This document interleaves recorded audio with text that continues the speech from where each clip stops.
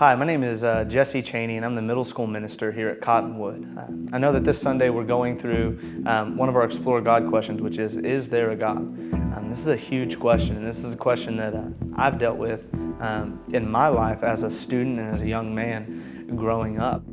Kind of the way that I grew up in a kind of tougher family background, a father who was addicted to drugs and a mom who ran to similar things as well, which eventually led to their divorce. After that, my father moved and I saw less and less of him, and my mom began running to anything that she could find to seek comfort. And so whether that was drugs or alcohol again, or men, and so she would bring these men into the home, and they were violent men. They were men that did not treat my mother in a godly way. And we were sick of it, me and my brother. And so we told her, if you bring anybody else home, then we're not going to be here. And so instead of bringing a man home, when I was 16, she just moved in with him. And so that left me in an apartment by myself at 16 years old. I did what any other 15 and 16-year-old boy would do, and that is chase girls and party and seek after my own glory. So I began doing this because the church that I had attended in 8th grade actually failed.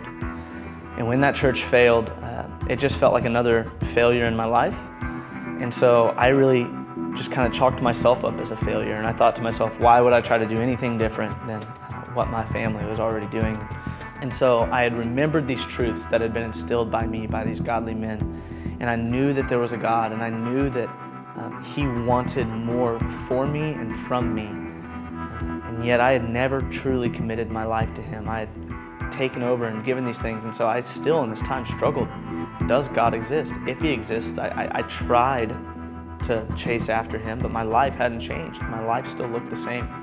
And so I began attending another church with some of my close Christian friends. And about a year into attending church, I thought to myself, well, they got me. I actually believed this, and I began to see my life change, and I began to see this truth that there was a God and that He did love me and that He did want a relationship with me begin to change my life.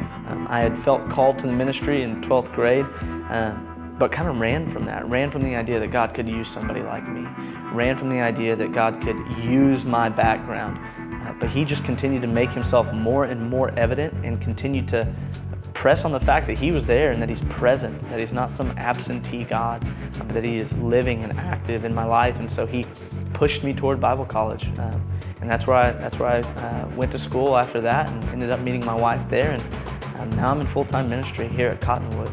So is there a God? Yes.